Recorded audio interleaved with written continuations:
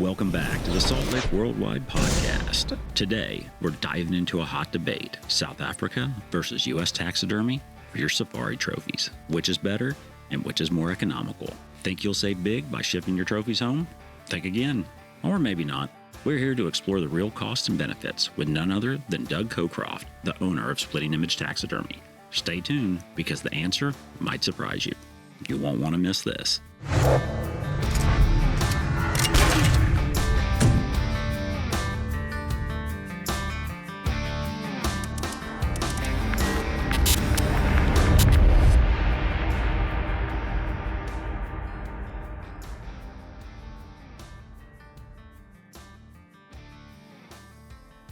Good morning, everybody, and welcome back to another Saltlick Outdoors podcast. And this time we're coming to you from the Eastern Cape of South Africa. Sitting to my right is a man you'll all remember and know fondly, Mr. Mike Sappin. How you doing this morning, buddy?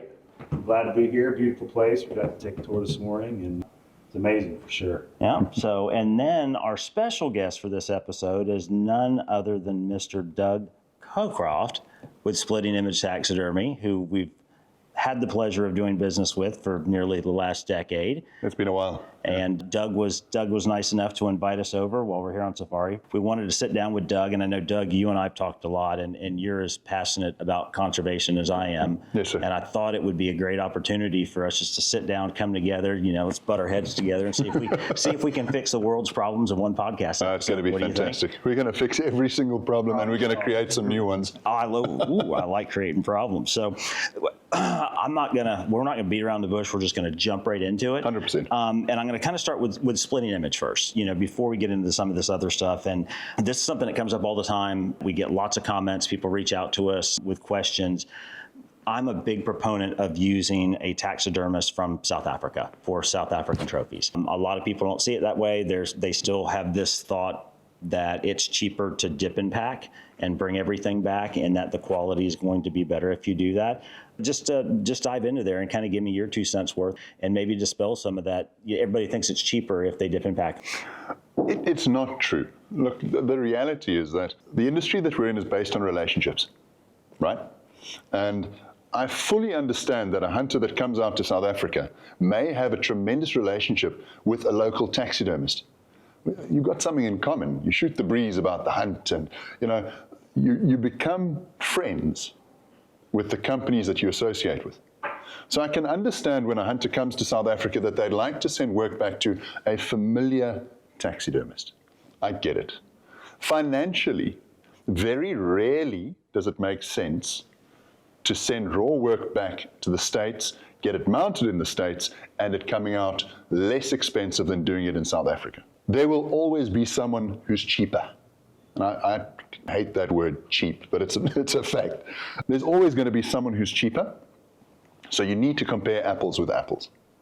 And when you compare the level of taxidermy artwork that's delivered by Splitting Image Taxidermy and the level of taxidermy artwork by a competitor in the US or Europe for that matter, at the same art function level, you are going to come out less in South Africa. It's not cheaper. It's just that we have the means to create a more cost-effective product and offer something that is an interpretation of the animals that we know and we love. I owned a taxidermy studio in the States for some time. And one of the lessons that I drew out of it is, if I mount a mountain lion, it looks like a leopard, It's just, I don't understand the mountain lion. I've never spent time in the field with mountain lions, tracking them, hunting them. A leopard I know. I've sat in many blinds. I've tracked them, I've photographed them. I've worked with some incredible cameramen from BBC in East Africa photographing leopards and lions. I understand a leopard. So our leopards look like leopards, but my mountain lion also looks like a leopard. Right. By the same token, you're going to find there are nuances in, perhaps, let's look at an elk. The way the eyes are set, the movements. When a US taxidermist mounts a kudu, they are less familiar with that species by comparison to an elk. So there's pros and cons. I'm respectful of artists internationally. I love the canvas that I get to work on, which is the animal. And I respect other artists who respect their canvas. But if you're looking at it from a purely financial perspective, even with the current chaos around shipping, because that's the big swear word in the industry at the moment, is the shipping is so expensive from South Africa. I'll dispel those rumors, those murmurings for you as well, because there is light at the end of the tunnel, and we're about to burst into the sunlight, which is fantastic. Yeah, and I think you hit the nail on the head there too. And unfortunately, from us coming over from America and looking at it, when we say cost effective or cheaper, unfortunately, I think that's the problem, right? So everybody's looking for the cheapest route they can possibly go. There should be a happy medium in both the economics, the overall cost, and the quality of the work, right? Absolutely. So there should be a good balance right there. Unfortunately, most people are looking for the bottom dollar, right, over there, which means the quality of work may also be down there. 100%. And yeah, so with you guys, and like I said, full disclosure, we've worked with you now for over 10 years. I think you've done. It's been a long time. Yeah, with the exception of the COVID year that we dip and pack, you've done every single safari that we've done. Whoa, folks, gotta walk that one back. That actually wasn't entirely true. We've been doing business with Splitting Image so long that we totally forgot that our first few trips to South Africa, we actually used Lifeform Taxidermy out of Thaba, and I actually have nothing to say but good stuff about those guys. They did fantastic work. They communicated well, but just want to make sure that you're getting honest information. We've had a great relationship. So, but yeah, do you have anything? The timing piece too, you guys were talking about that, different pack going back home, and look what the struggle you went with getting them done in time. Yeah. To forever. So, yeah, it's another piece to talk about. Yeah, and I almost lost mine. That was a year we had my dip and pack ended up going to a taxidermist in Naples, Florida. Yep. And we had a hurricane about 3 months after he received the trophies, and his way. entire studio flooded. So there was about a 6-month window in there where we weren't sure whether or not the capes had made it, the skulls had made it. We just weren't sure. Everything got washed out, and it was, I mean, that was a freak accident, of nature. But Absolutely. those are the kind of things that can happen too. The more hands you get on it. When you arrived earlier, I was in a discussion with two folks who flew in from Cape Town this morning. They're actually here because they are specialists in insurance in unusual products. So taxidermy, we fall into the unusual field. It's just the way it is.